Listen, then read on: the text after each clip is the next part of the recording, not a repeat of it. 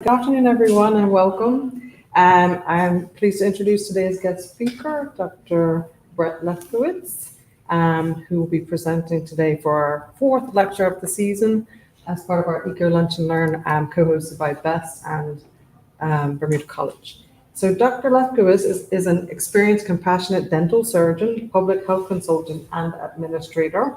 He has over 30 years of clinical and managerial experience in the military, hospital service, NHS or National Health System, private practice, business, community service, and public health sectors, in addition to a voluntary role in the Ministry of Health.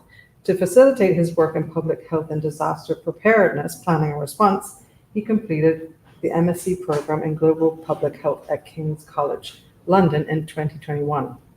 Since then, he recently completed another master's dissertation on the threat perceptions of climate change risks and their impact on preparedness for extreme weather events in Bermuda. This research is timely and hugely beneficial to our island community. Without further ado, thank you and welcome to Dr. Brett Lefkotwitz. Good afternoon, everyone. Thank you very much. Thank you, Amy, for doing them. Just before we start, two safety warnings. So the first one is, I hope you all understand my funny accent. It's a combination of South African, I'm speaking here, plus 25 years of living in the UK, and then 3 years now of living in Bermuda. Amy did warn me that we may need someone to translate for us. I'm sure you can all understand. The second word of warning is that I appreciate everyone taking the time out to be here. This is a subject that means a great deal to me. As it so happens, I did present this thesis for my master's in disaster medicine, and I just got the news this morning that it's been accepted. So,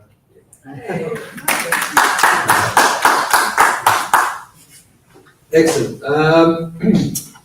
There's a lot of information. All right, it's a little bit different. It's a little bit different to maybe most presentations. There's a lot of information to get through. And it's not because I want to dump lots of information, you guys. It's just that there's a lot of information that I'd like to share with you. And I'll try and explain a little bit before we start what my perspective is and why I feel this is so important to Bermuda.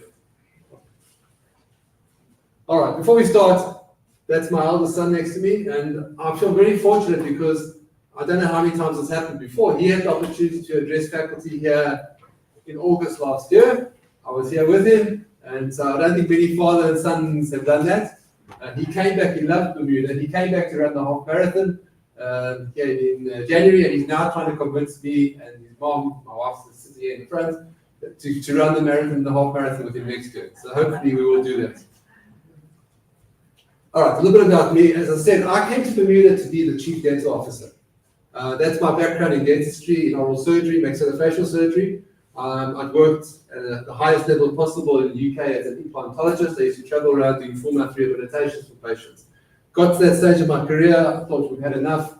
I really want to dedicate the rest of my career to working in public health.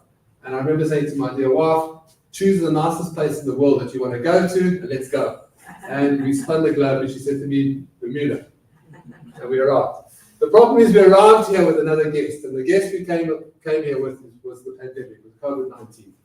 And when I started working as the chief dental officer, I realized very quickly that there was a huge big gap in what was then the Department of Health in our health disaster coordinator capacity. I was asked to join the incident command, which I did, and I realized that there was this huge big gap, and I was happy to help. I stepped up to the incident command. I was ready to do whatever I had to do to help the country, but I had a big gap. I didn't know enough. So even though with all my experience and all my studies that I'd done previously, I had to close the gap. So I chose to do 2 master's degrees at the same time as working and running 2 departments. I carried on running oral health, and I took over running disaster medicine or disaster health or disaster preparedness in the Department of Health. And I started my master's at King's in public health, and I was invited to join the disaster medicine masters, the only dentist involved at the European masters, which is in Italy.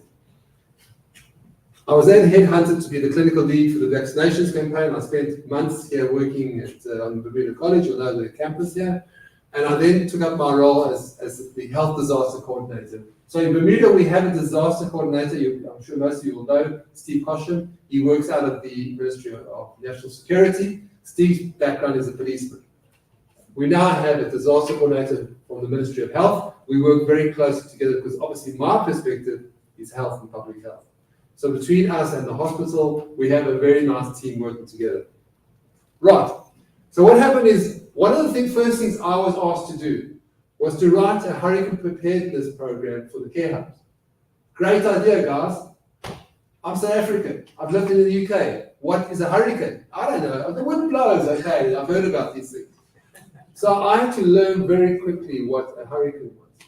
And one of the things I got to do was to be the silver work on the operational team for the EMO. So every time we have a big storm, there's a team that goes to Hamilton Fire Station and essentially runs the response. So I've worked on that for 3 years. So what I've got to see is that the emergency capacity and capability in Bermuda is excellent. We have a really good team looking after us, okay? When I then came to do my master's, I was looking now for something to study. And for me, one of the special interests, as you see down here, is long-term care homes. And one of the things I came to realize, the big problems or the big concerns about climate change, which we'll learn about more just now, is ocean surge.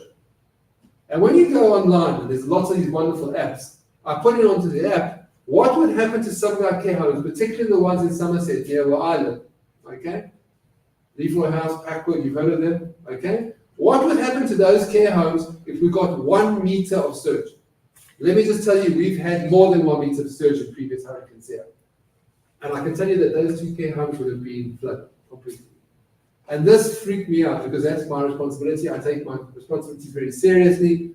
The care homes are my pet project. I like to look after the seniors. I believe any country and community that looks after their elders is a good community. Okay? And that got me thinking, because obviously climate change is a very topical subject. Now, what I can tell all of you, as someone that's worked in government now for 3 years, government is aware of this. Government knows, government understands, and government cares. The problem is, and the question for us, the question I was asking myself is, how do we engage with our communities? Question 1.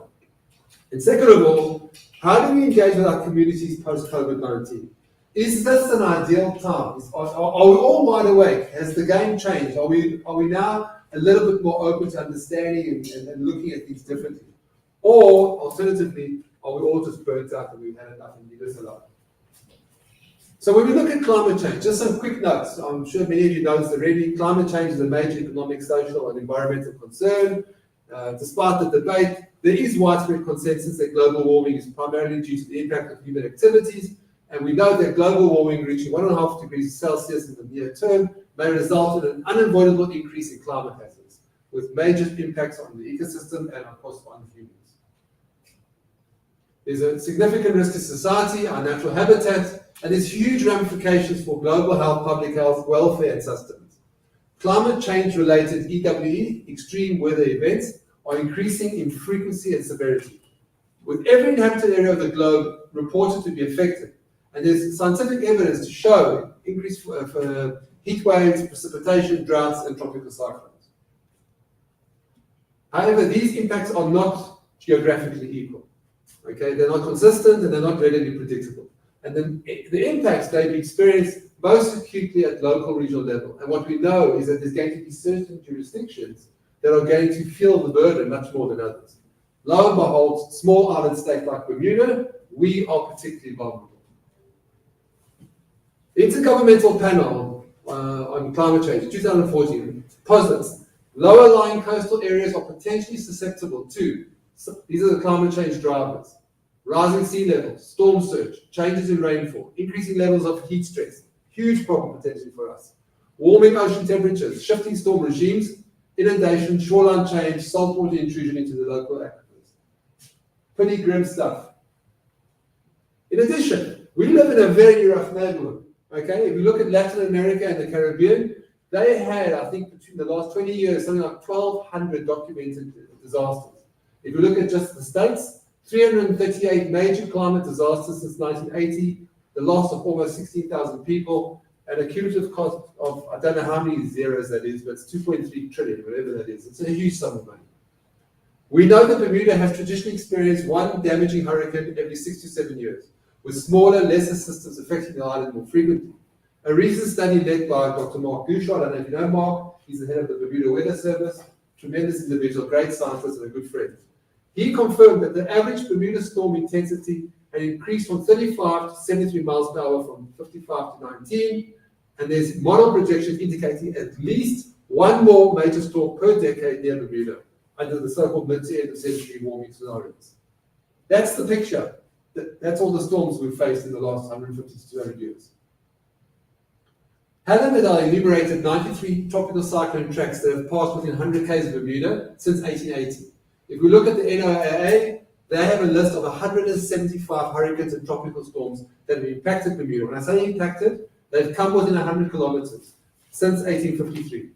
We all know about Fiona, that was the last one that impacted us. We had island-wide power outages, and we know that other major hurricanes have impacted us. Fabian, of course, Faye, Gonzalo, Nicole, Paulette, Sam, and Earl, our wonderful family. Nicole 2016 was previously considered the most powerful hurricane to approach and impact Bermuda. Just look at this carefully, guys. The island was spared the worst because as it came close to us, it changed from a Cat 4 to a Cat 3. Nicole also recorded the highest storm surge seen on record. I can tell you, some of the figures were like almost 12 meters. Remember what I said about 1 meter? Okay? But the thing is that when we had the highest storm surge, it impacted us at low tide. Okay? And we all know the significance of low tide and high tide. Hurricane Sam tracked to within 200 miles of the island, almost reaching Cat 5 status. In both of these scenarios, the timing was critical, as the smallest change in either the track or the onset could have resulted in a very, very different outcome for us. However, our population is considered well adapted to these risks. Again, Baldwin and Gouchard again acknowledged improvements in our management protocols, and we've strengthened societal resilience. If you look at our infrastructure, we've got it all here. And most importantly, we've got an educated population and we've got strict building codes. Okay?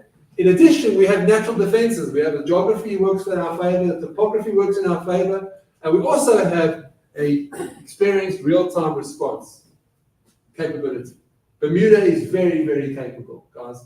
We don't always work together, we don't always maximize it, but we're very, very capable. So these factors all contribute to Bermuda's enviable reputation for societal storm resilience. And I remember when I first started to learn about hurricanes, when you look at unfortunate neighbors like Belize, when they get a storm, or even, what was it, the last one? Was it Bahamas? I mean, they got whacked. I mean, even the States, if you look at the last big hurricane, they got smashed.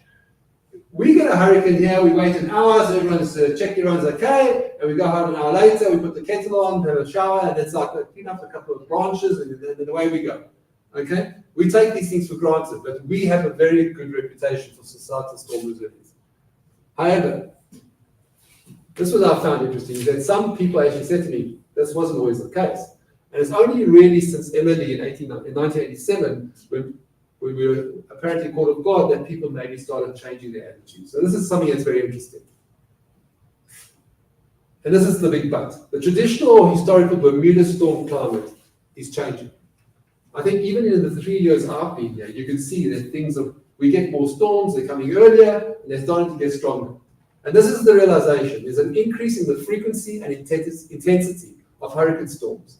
And it's allied to changes in our exposure, our vulnerability, and our response capacity, which may affect the community's perception, because remember, this is what I wanted to look at, the community's perception of the threat of climate change and the resultant impact on how we prepare.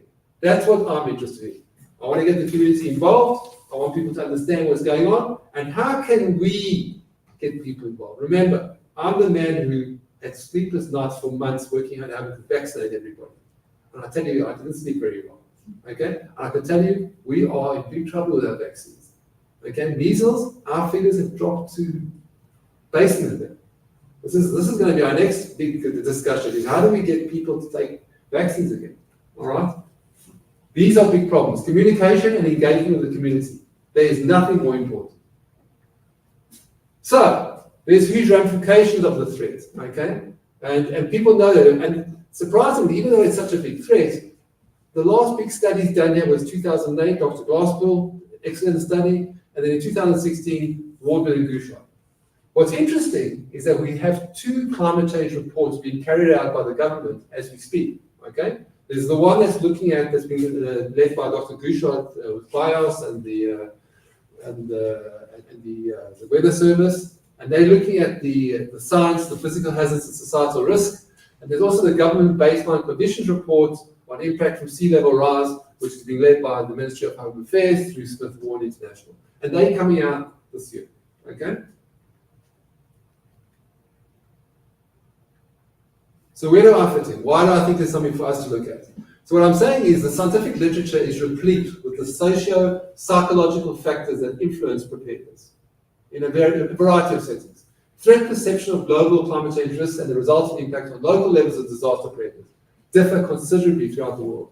So what I wanted to do is I wanted to contribute to this debate of climate change risks and impacts in Bermuda by highlighting our preparedness and the response, and more importantly, what are our attitudes to climate change? And at the same time, hopefully to provide some sort of template for other small island nations to consider, because there are lots of small island nations that are a lot less well off, and a lot less prepared than we are. So the first objective was to establish the public's threat perception of climate change and to compare it globally. How do we compare to the rest of the world? The second objective was to work out what are our levels of preparedness for these so-called extreme weather events. And how do we analyze the relationship of this preparedness status to an array of factors, socio-demographic and threat perception variables, which includes factors like, and we'll talk more about it, likelihood, severity, responsibility, intrusiveness, and sense of preparedness. And then we did this cross-sectional survey. Amy was my star, she helped me a great deal. And we looked here, we ran it through SurveyMonkey, and I'm sure many of you may have contributed to the survey. Okay? So, the minimal sample size was as determined by the calculator was, I think at the time, was something like 595, and we landed up getting 690 people, thanks to Amy and So we're now going to look at this, what were the figures from that group, and I'm going to compare the sample group, which was one of the first things we had to do, to the population in Bermuda and see how they compare. And the survey employed a questionnaire tool with important contributions from the Bermuda government's Hurricane Preparedness Advisory, and I'll show you how that worked. So first of all, what are we looking at? The primary outcome of the study was, as I said to you, was the Preparedness Index. There were 11 questions, and we asked people, how many of these things do you do when you prepare? The primary index, the so-called PI, or Preparedness Index, is calculated from the sum of these completed actions. So these were the 11 questions, and I took this from the repository. So things like, did you make a family prepare a response plan? Did you prepare countermeasures to protect the windows? Did you set aside food and food for your pets and your medicine? And did you have access to a torch and a radio? Things that we all know about. The scientific literature provides extensive accounts of, as I said, of these socio-psychological components that influence preparedness behavior. The threat perception variables, okay, remember I said that, likelihood, severity, responsibility, sense of preparedness, and threat of intrusiveness are considered both motivators and predictors of preparedness. This is what I wanted to see. Do they motivate or don't they? And can we use them as predictors? An additional powerful motivator for promoting household preparedness was also postulated to be prior experience of a threat, which in our case would be hurricanes. Secondary outcomes. I was going to compare, looking at these threat perception variables. First, I was going to report on the variables of the risk. Second of all, I was going to compare Bermuda's response and attitudes to the rest of the world. There's an excellent study that was done by Yale. It's called the Yale International Public Opinion Study. I would recommend everybody read it. It's freely available online by a group led by Laser Roberts. It was done in 21, 22, 23. Excellent. And they looked at the entire world. We'll come to that and I'll show you some of the findings. And I was also going to assess some of the key demographic variables and prior extreme weather experience. So, perception of likelihood, what does that mean? So the question I was asking is, what is the likelihood of these climate change risks impacting Bermuda over the next 5 years and 25 years? Okay? And will they affect you and your family? Severity. What is the severity of the risk? Is it going to affect your routine, your job security, and how? This is asking the real questions, okay? This is not messing around people. This is getting to the bottom. Responsibility. Do you think it's your responsibility, the family's responsibility, or the government's responsibility? Very interesting. Sense of preparedness. we're going to see whether people actually prepare themselves. Do they go reading up? Do they want to know more about climate change? What does that mean? Threat of intrusiveness. Do they feel the threat? Do they feel the harm? Do they think they're going to be harmed? Do they worry about the future generations? And then, as I said, I was going to compare it to the Yale study, which looked at questions of belief, concerns, risks, and it also looked very importantly at the impact on energy supply, jobs, and the economy, which obviously is very important. And then last but not least, we're going to look at the socio-demographic variables. Age, residency, does it make a difference if you're married or not married, if you're green or red, if you work, if you belong to the church. We're going to look at all these socio-demographic factors. So, what's the hypothesis? With this history of hurricane experience and reputation for resilience, I was banking that our preparedness was going to be good. Number two, I expected a significant number of correlations between the Preparedness Index and the different socio-demographic and threat perception variables. And I also expected that there was going to be differences in the level of preparedness across some of the demographic categories, including gender. So, for example, all the research that you read up today tells us that men are much better at preparing. I was looking forward to seeing this one because I wanted to see, because I had a suspicion that this is not the case here. There's a lot of firsts here, I just warn you. That's warning. It's coming. And there's me sitting in my office on Well Bay. I mean, I don't know how I'm ever going to replicate that in London. My dreams, I think. Okay, so when we compared, just quickly, I compared the survey sample to the Bermuda census. There were three huge differences. Number one, we had many more females in our survey group. Okay. Number two, the group was much better educated. We had loads of 68% had either a bachelor or master's degree. And third of all, the white Bermudian cohort featured more than it does in the general population.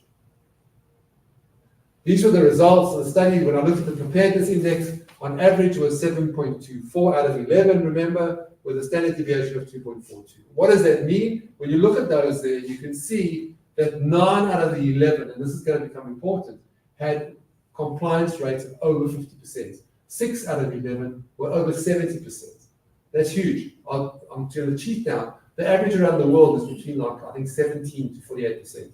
We had 6 out of 11 were over 70%. Okay? So you can see our preparedness is good. The items that scored highest is having a torch or flashlight.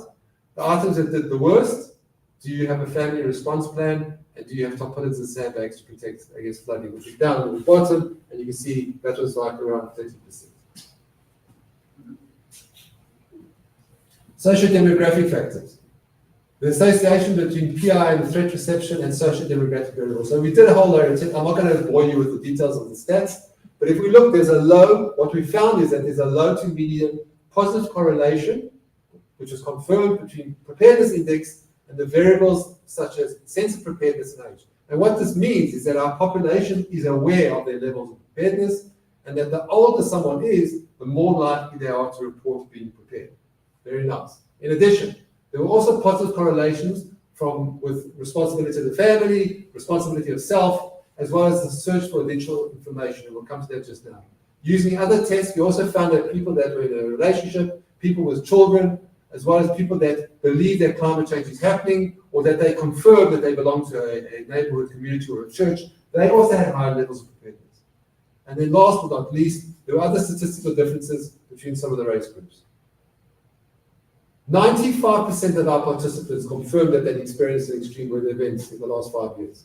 If we look at the likelihood of risk, 87% said there's a medium, high, or very high chance that in the next 5-year period, we're going to be impacted. 95% in the next 20-year period. If we look at the severity of these risks, respondents corresponded with medium to high or very high chance of impacts in routine life, 80%, routine life of family, 70%, and place of residence, 66%. The response to the severity on job security was surprising, it was much lower. Okay? And then if we look at levels of responsibility for managing these risks, it was either medium, high, or very high. For responsibility of self was 88%, responsibility of the family almost 90%, and responsibility of government was 96%. So we can see the trend. In fact, when we looked at the responsibility of government, The very high option was selected by almost 46%. That was the largest subsetting in the entire study. So there's a very strong feeling about that, and we'll come back to that. So if we evaluate sense of preparedness, in fact, I'm not going to worry too much. Let's go down further here. If we look at the support for the intrusiveness, then we see that there's a moderate amount or a great deal of concern for climate change causing personal harm. And in fact, if you look at harm to future generations, well over 91%. People understand that there's going to be an impact here and a price to pay. And then last but not least is the multivariate analysis. And what the multivariate analysis did for us is it just showed and confirmed, if you look at the bottom here, that the only acknowledged predictors of preparedness are gender, age, sense of preparedness, seeking additional information, and membership of a neighborhood group or church. So keep those thoughts in mind. Another valuable secondary outcome was the comparison, as I said to you, of Bermuda's climate change opinions with the Yale study. Okay? Interesting. The vast majority of Bermudian respondents confirmed their support for the statement that climate change is happening. 96% of the group said climate change is happening. If you compare this to some of the countries in the world, this is actually quite amazing. I can tell you this is the highest figure in the world. Okay? 70%, almost 71% of our group also said that climate change is caused predominantly by humans. You look at some of the states in America, they'll give you a very different answer to that. These figures were amongst the highest reported. 77% of the survey group revealed concerns that climate change will harm future generations. A great deal. A significant number, 84%, endorsed government participation. Okay? 78% advocating that it should be a very high or high priority. Broad support, 87% said please, alternate sources of energy. Okay? Reducing the local use of fossil fuels, 75% of the group. However, I should highlight this one, because this made me sad. In contradistinction, just 26% of our group confirmed that they were either currently involved or would definitely join a citizens' campaign to encourage our government to address climate change concerns. Discussion, very important. Let me say hello to my newest, I should say Marcy as well, our newest granddaughter. This is Rebecca. She just arrived 6 weeks ago. She's cute. I couldn't miss. There's 11 discussion points I want to share with you. There's a lot of things, and I'll try and shorten it, but there's 11. Bear out with me, because I think you'll find them very important. Number one, considerable attention has been focused, if you look at the literature, on developing preparedness behavior as a means of reducing the impact of hazards worldwide.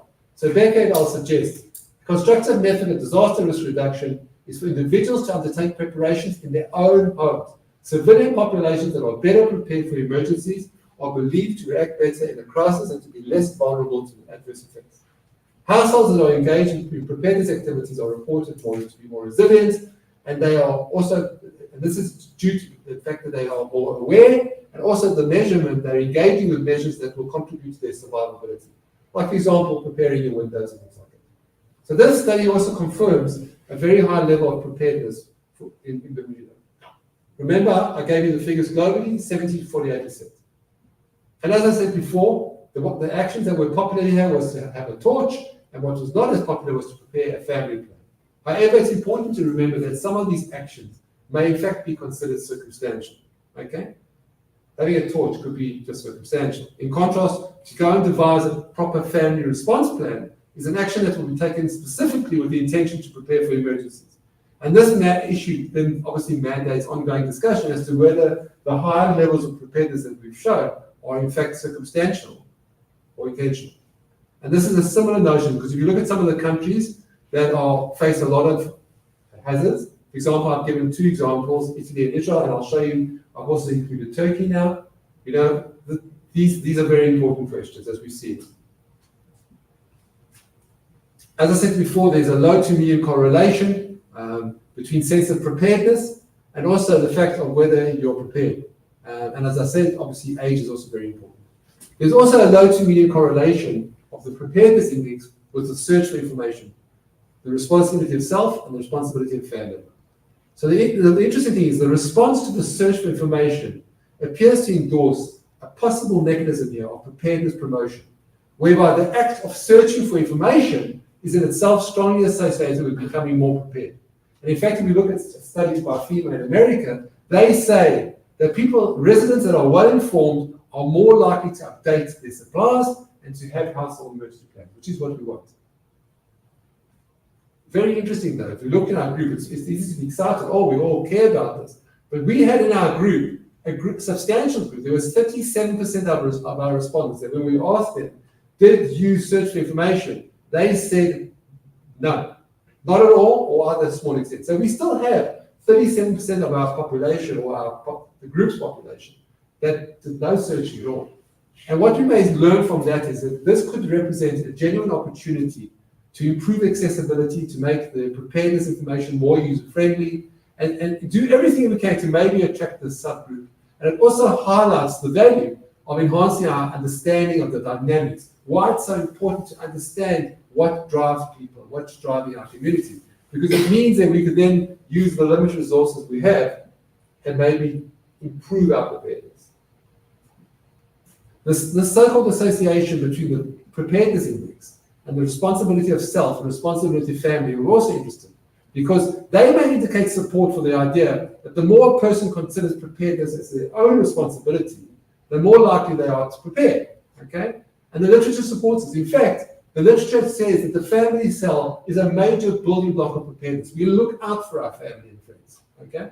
And even attributes to its qualities promoting preparedness behavior. The results of the study would also seem to support the assertion that local preparedness behavior in Bermuda is governed by what we call the classical threat perception components. These results include the highest sense of self-responsibility, as I said before, the similarity in patterns of socio-psychological responses of other highly victimized populations, as I said, Israel, Italy, and Turkey, as you can see now with the earthquake in Turkey. Point 5. In all of these scenarios, anxiety appears to play a prominent role, and preparedness behavior is believed to become much more challenging to promote. However, the study highlights also the elevated levels of preparedness reported in Bermuda, while simultaneously confirming that almost all of us, okay, have already experienced a previous disaster. So what's the story here? What's the relationship? This specific combination of these responses, they represent confirmation, therefore, that direct experience of a disaster still remains a very powerful motivator of preparedness behavior. However, this link between exposure to risk and the levels of preparedness is not always directly applicable to all populations, especially populations that have a specific threat for a prolonged period. Okay? Like us, to hurricane. We know it. This is something we grow up with. It may well be that Bermudians are simply more prepared because of their prior experience. Studies from Israel, for example, report that residents that live in long-term conflict areas, okay, they were found to be more prepared because they experienced this specific threat more frequently. However, the psychology behind preparedness in these so-called victimized populations, i.e. those who experience the threat frequently, is governed mostly by fear and appraisal of control. And this may explain why in Bermuda's group data, in our data, we found that the respondents ensured that they had the physical means. They had the torch, the food, the water. But they may not always go the extra mile to actually prepare a family response plan, i.e. they may not wish to deal with that issue during so-called downtime, normal or routine time. Very interesting psychology. The results of the study also highlight climate change opinions in Bermuda and compare them, as I said, with the global Yale study. Okay? In a very clear message, remember, first of all, I said 96% of our population, climate change is happening. 71% of our population, climate change is caused predominantly by humans. In a very clear message to Bermuda government, the survey group also advocated for climate change to be considered a very high priority, as well as endorsing, obviously, potential government initiatives on promoting alternative sources of energy and reducing the use of fossil fuels. And as we said, a huge point, yet only 26% of our group were actively involved or prepared to be involved in advocacy. The majority of the respondents, in fact, this is not something that's rare. Have a look at this last point. This is going to blow your mind a little bit. Respondents in Zambia, 75%, Malawi, 74%, Kenya, 72%, were the most likely to say that they are currently participating in or would definitely join such a group. Respondents from Finland, 9%, Holland, 10%, were least likely to say they are participating or would join such a group. And if we compare the results by region, Respondents in sub-Saharan Africa are the most likely to say they are currently participating or will definitely join, whereby the respondents least likely to join are the ones in Europe, North America, and South America. Explain that one to me. This is of particular interest as the country's citizens that are reported to be the most likely to participate are mostly from countries that are less wealthy, and some of them very, very, very poor. Tough conditions in sub-Saharan Africa. While many higher income countries and regions that should intuitively, I guess, be motivated to support this initiative, they are reporting very low figures of participation.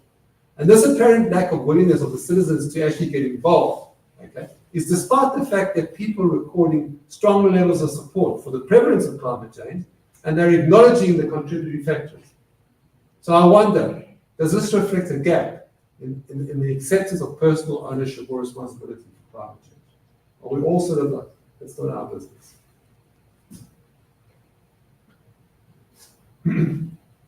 Interesting, as a connection to this, the literature confirms that many individuals, in fact, assign less responsibility for threat preparedness to themselves than to their national governments.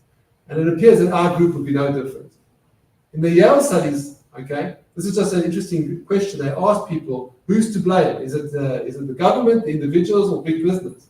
You had 42 regions that said it was government, 42 regions that said it was individuals, and only 25 that said it was big business. So the majorities of respondents are around the world uniformly reported that climate change should be a very high priority for governments. This was a very powerful theme. It is also worthwhile considering that Bermudians lack, and I think this is important because we know our own country, our lack of personal engagement, like many other small communities, may also be due to a general sort of cultural tendency to be conflict averse, and maybe not to want to engage in advocacy due to concerns about personal visibility. I think this could be an important local factor. There's widespread global support for the promotion of disaster resilience programs with a focus on both local level and also obviously getting public participation in partnership arrangements with stakeholders, including central government.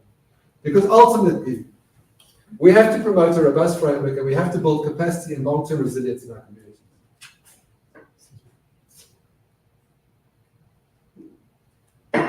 We're nearly there. This is undoubtedly a long-term project, as in many countries, the climate change-driven disasters and scientific confirmation of temperature shifts have seemingly failed to catalyze policies of votes. We just showed that. We've refuted assumptions that the crisis and the evidence itself will inevitably drive collective commitment and action on their own. They don't. In addition, I'm very interested to hear from you how many people would actually tell me that they've heard this before. We have to consider our own national impact on climate change. We do not emit vast quantities of greenhouse gases in Bermuda, but the Global Carbon Project confirms that in fact Bermuda emits more CO2 per capita than many of the largest industrial nations in the world. Per capita, we beat Japan, Germany, the UK, the EU, States. Something we have to consider. If we look at the secondary outcomes of the study, it would appear they support a relatively rational perception of the burgeoning impact of climate change risk in Bermuda. And this is reflected in the high levels of endorsement from the majority of the respondents in our sample for all the threat perception variables that we spoke about. And this is interesting because this is despite the fact that the last mortality that was associated with a hurricane in Bermuda, and you go just check this or confirm this with me, was, I believe, Fabian 20 years ago, right? Yeah. And this, therefore, may be a very powerful indicator of the recognition and support within our sample group of both what I spoke before, of this new storm climate in Bermuda and the potential magnitude of the climate change threat. The impact of the various socio-demographic factors, okay, are also noteworthy. So let's look at that quickly. The factors that were found to correlate best, as I said before, was age and gender.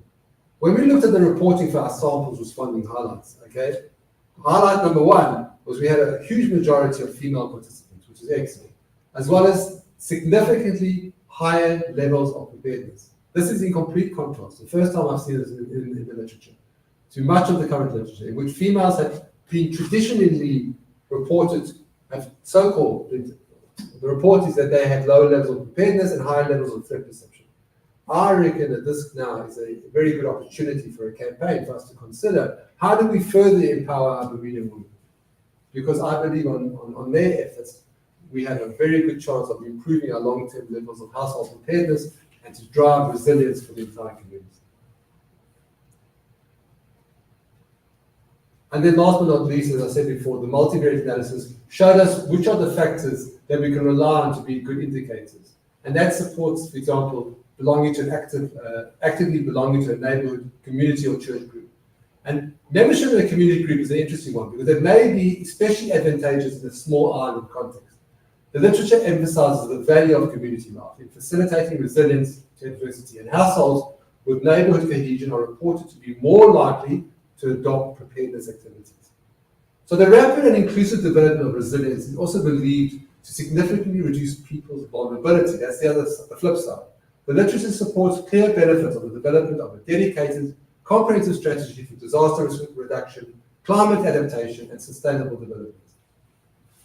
And this, obviously, is all about motivation and financing to be able to look at national and global goals such as Sendai, the Paris Agreement, and the Agenda for 2030.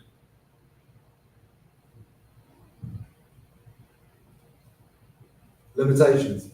The study had some very strong limitations, unfortunately. Number one, we used an online survey, so very convenient and very nice to use, but this could be a source of selection bias due to access and digital literacy. The tool we use, the survey, is validated, but obviously being based on self-reporting can also be subject to potential reporting bias. It's also a significant challenge, a huge challenge. How do we ensure a fully representative sample? That's really what I wanted to achieve, because I wanted to be able to say the group truly reflects our community in Bermuda. This must be considered when evaluating, obviously, perception-based outcomes and the resulting ramifications that may not be entirely generalizable. I think in conclusion, 2 slides to go. Number one, I think the study that has examined the socio-psychological factors underpinning threat perception of climate change risks and the related impacts on levels of public preparedness for extreme weather events in Bermuda. The findings have demonstrated a high level of preparedness for these extreme weather events, and they've identified a new storm climate, more hurricanes, more often, stronger. Ocean surge. I don't want to even mention heat stress. Forget about rainfall, changing ocean temperatures. There's a lot of them coming along, guys. And it acknowledges the potential magnitude of the climate change threat. Future research options include a local follow-up. I'd love to do a follow-up of this. A way of testing consistency, including maybe weighting and improving our sample so we can account for all the different changes in gender, race, and education. Or even a comparable study in another small island nation with a slightly different climate change risk and preparedness profile. In addition, we will benefit from additional studies on other climate change drivers, such as ocean surge, and the impact, as I said, of public health nightmares, not just concerns, such as heat stress. Can you imagine if we get more, the temperature goes up a couple of degrees? But the bottom line is that climate change that was once considered an issue for the distant future has moved very much firmly into our present. Thank you very much.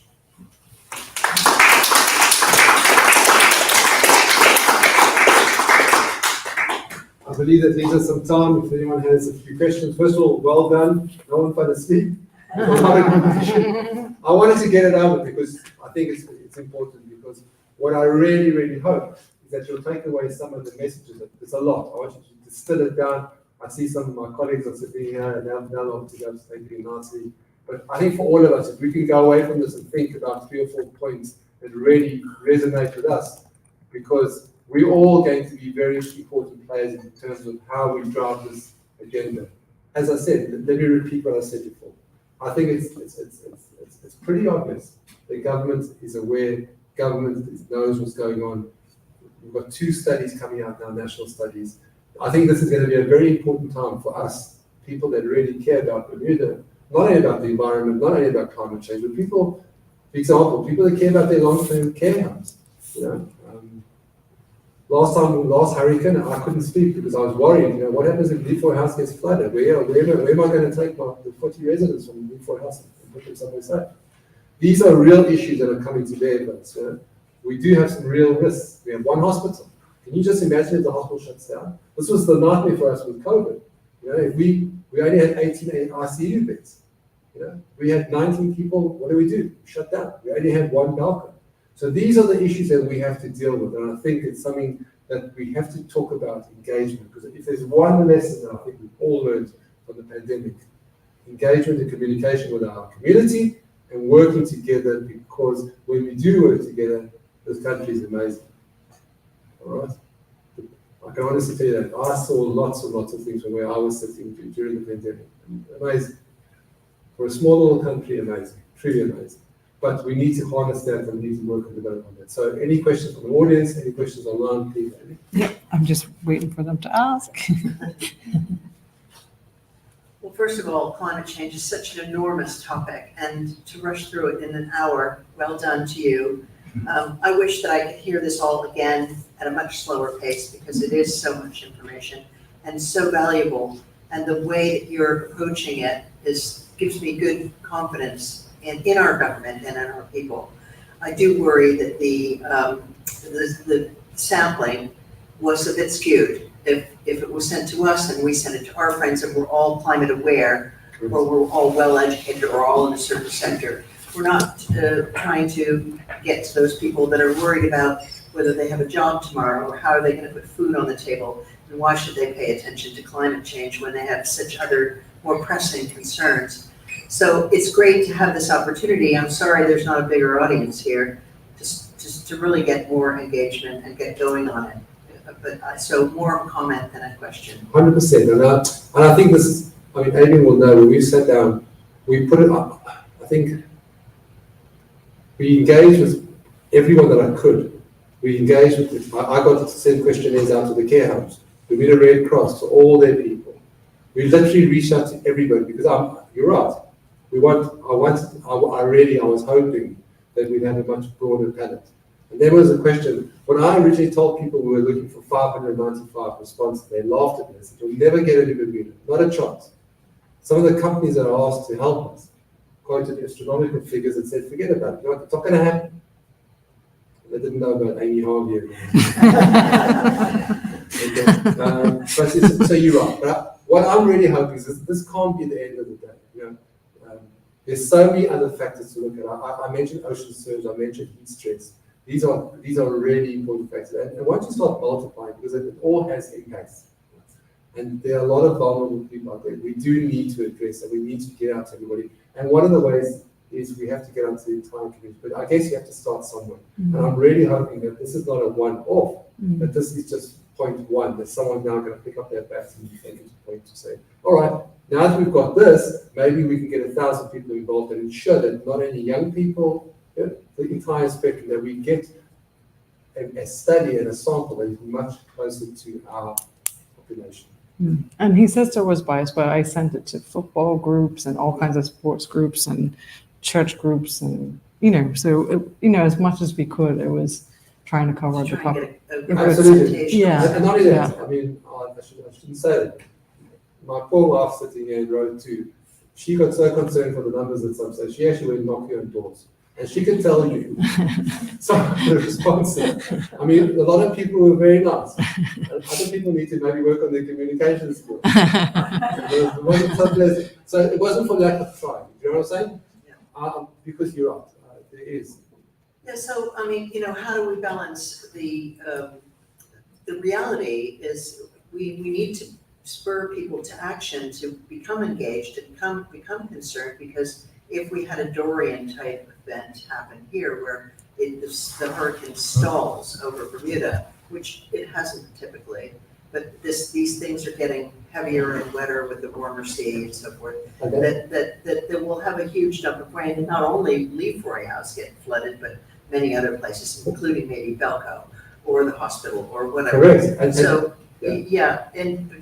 balancing that alarm, the sky is falling, do something, with the let's be reasonable and let's take this in progression and get people really prepared and understanding rather than backing away. What did you call the adverse? There were two things. Extreme weather One events. was it being in a closed community where you don't want to be the one who stands out. The naysayer.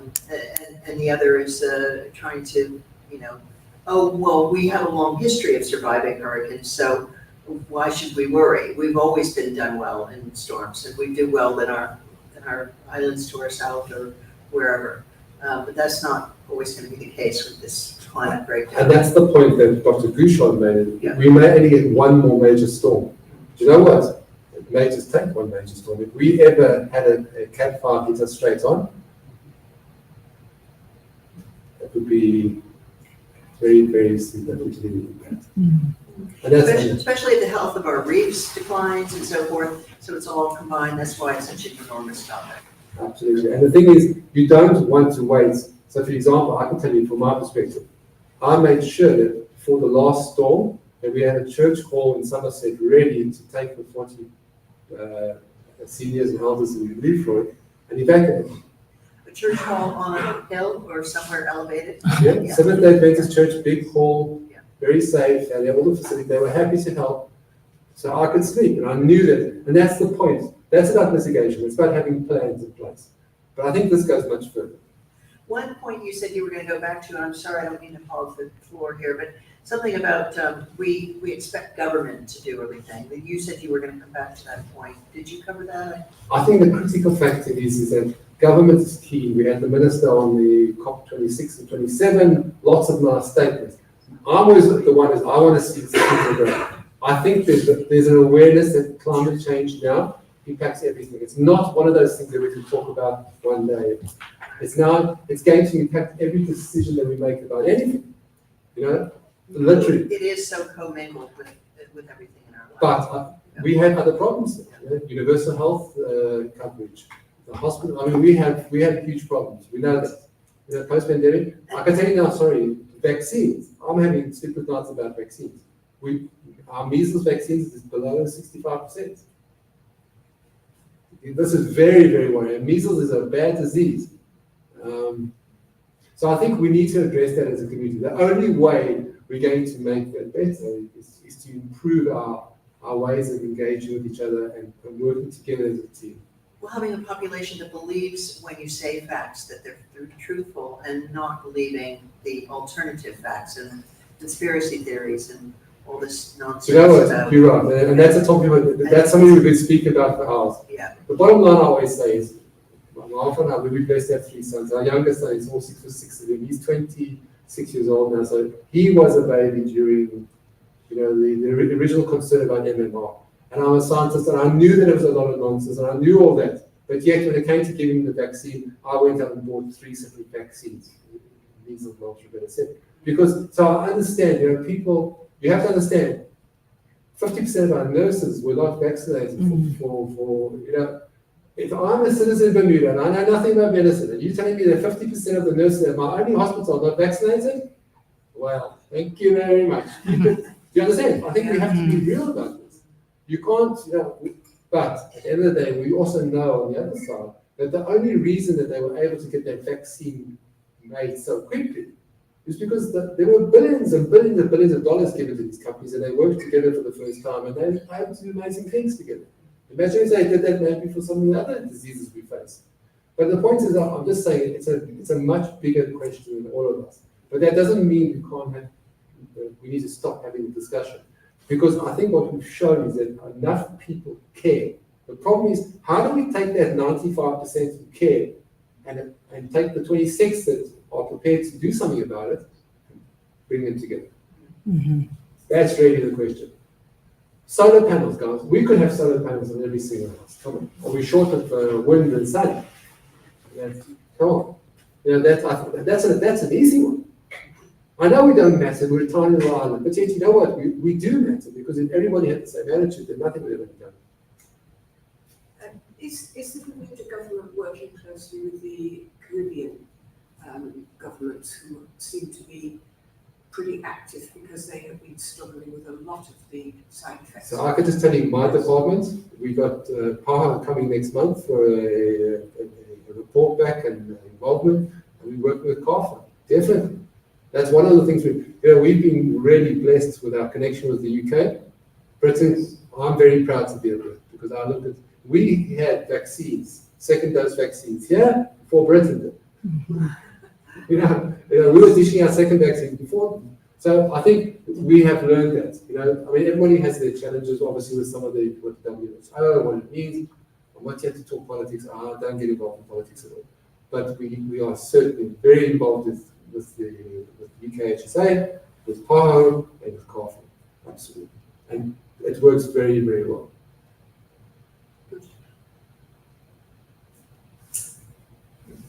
Sorry, one more thing. You're already doing about 8 jobs for us, and we're very grateful. So obviously, you're very capable. Are you available to present this presentation again to other groups? And I'm happy to do it. I mean, Taj and I will be, my contract ends in March. I'm going to be working, hopefully, as a consultant part-time. I'm still involved in planning Bermuda. Bermuda is very close to our heart, and we don't want to cut ties, and we hope you're going to carry on working in terms of planning. But in the interim, for the next 6 to 8 weeks, it's a pleasure. Because I just feel that this is the message that we need to share with each other. Mm-hmm. Once again, I think what you always have to remember is there's this equation that goes in my mind, is that hazards only become disasters when your capabilities are overrun, or your capacities. And that's always the question. And I remember that with the pandemic, and you must remember this, the health team, the Department of Health and the Ministry of Health team that ran the entire pandemic as well, the people doing the testing and the people doing the vaccines and the people doing the follow-ups, it was the same group of people. They were just changing their hats and they're doing like 3 or 4 different jobs. How the whole team lasted nearly 3 years, I don't know. Because we're a tiny little island, and that's always a concern for us. It's understanding. So to answer your question simply, with pleasure. If I can help and it's useful, if we can reach out to young people and the kids, Just to piggyback on, you mentioned the younger generation. A lot of literature is showing that climate anxiety, you mentioned climate anxiety as well, is increasing in that age group. And they are kind of shirking away from it because it's all of our kind of generation is pushing fear, whereas they need more hope. So in terms of the communication might have to be tailored depending on the age group, because that's not working for them. Absolutely. We have to give people hope, because there are good things that we can make a difference. The game's not it's too important for us to not do anything, and there's definitely things that can be made better. There's no question. Good. Anything else? Any other questions? There's quiet on the online group too, so give them a last chance. If not, yeah, just one question. Going back a bit, you're speaking about people being reluctant to speak up. So you had the large group, but then only a very small group of people who are actually speaking out. What can be done about that? I think some of the problem is, and whether it's real or whether it's just a perception, people feel if they speak out against government, they will be in some way penalised, and historically that has happened. So I guess there's long memories going on there. But how do we encourage people to engage more with their very own MPs on a one-to-one basis, for example? If you say government is well aware of what's going on, they've got these studies that they're doing, how do we ensure that government then acts on these studies? It's fine to do a survey and say 90% of people are concerned, but I think the government reacts more to a real push from an individual or individuals. I don't think there's any one answer that fits all. For example, when we're trying to encourage the football players, my message to the football players, remember there was a whole lot of qualifiers going on for the World Cup. I said, no guys, if you get vaccinated, that means you're not going to have to cancel the game. And if your opponents are not vaccinated, you one up on them, because then you can't be penalised points, they will be. See, I'm just saying, you have to find the way of engaging with people, because I know from experience of my own 3 children, you can scream and shout as much as you like, you're wasting. You've got to find the correct way to interact with people. It's not so much that people weren't talking. I think it's a question of people were not doing. I think a lot of people do talk. And I think one of the things that we have in our community is finding people that are community champions, people that have a voice. It doesn't necessarily have to be the MP. I think very often there are people in our community that are much more engaging and much more successful because they are people that the community respects. Whether it's because of what they do or how they've done. So, for example, I know some of the gangs. I worked, for example, with Pastor Bean. I found that it's more to do with finding the right combination. In Gibraltar, they got people to vaccinate by offering beer parties. You came along, you got vaccinated, and you got a free beer. Brilliant. Other people didn't work. They started showing them videos of people dying in the ER. I mean, wow. Which one? I'd much rather go for the free beer personally. But they did both, and they got 100% vaccine uptake. Now, when you think about it, do you know what? They both are crazy ideas. I mean, which journal advises giving teenagers for free beer if you have your vaccine day? But it did the job. You know what I'm saying? The bottom line is that, and I still think it's a better way of giving someone a carrot rather than giving them a big stick and showing them what it looks like when someone dies. I mean, cool. But you know what? There are those people in the audience that maybe need to see it. Not that it's right or wrong. I'm not judging anyone. I'm just saying I'm much more interested in the psychology and the sociology, and what makes people think and how you can do better. Remember, this is what it was all about. So, for example, if there's people that are not interested in looking for information, maybe you need to present it a bit better. People could have told me, don't worry about speaking to the ladies in the community, they're not interested. Nonsense. In Bermuda, the ladies are much more interested, and they're much more powerful, and they're much more successful. Speak to the mommies and the grannies. You want something done? Speak to the mommies and grannies. You know what I'm saying? I think that so by finding out that kind of information, then it's up to us as community leaders and people of influence and government, of course, to then engage with everybody that can make an impact. All right. Thank you very much, everyone, for your time. It was nice to meet you all. And,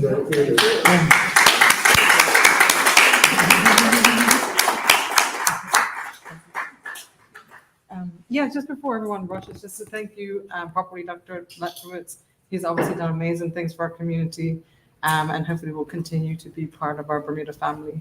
And all of you, if you want to watch it online, it's not going to be on YouTube, or share it with friends.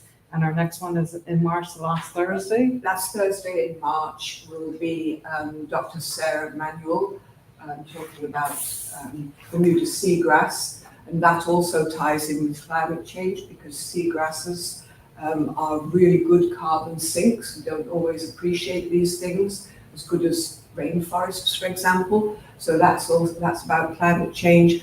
And then the final one for this series will be in April, when Alison Copeland will be talking about the assessing the extinction threat for Bermuda's endemics. And when I first heard her talk, I have plenty of Darrell's fleabane growing in my garden, right? So it just didn't register in my head that there are maybe only 5 or 6 places in Bermuda where this grows, and therefore there's only 5 or 6 places in the entire planet where this grows. So it doesn't matter that it's doing well in one little place. We need to look at it and look at it very carefully. So again, it ties in very much with climate change. Perhaps this is where we can look at different bodies who have got different interests and come together to work together to mitigate and be prepared for these storms. So thank you very much indeed for this very enlightening and thought-provoking presentation. Much appreciated. Thanks.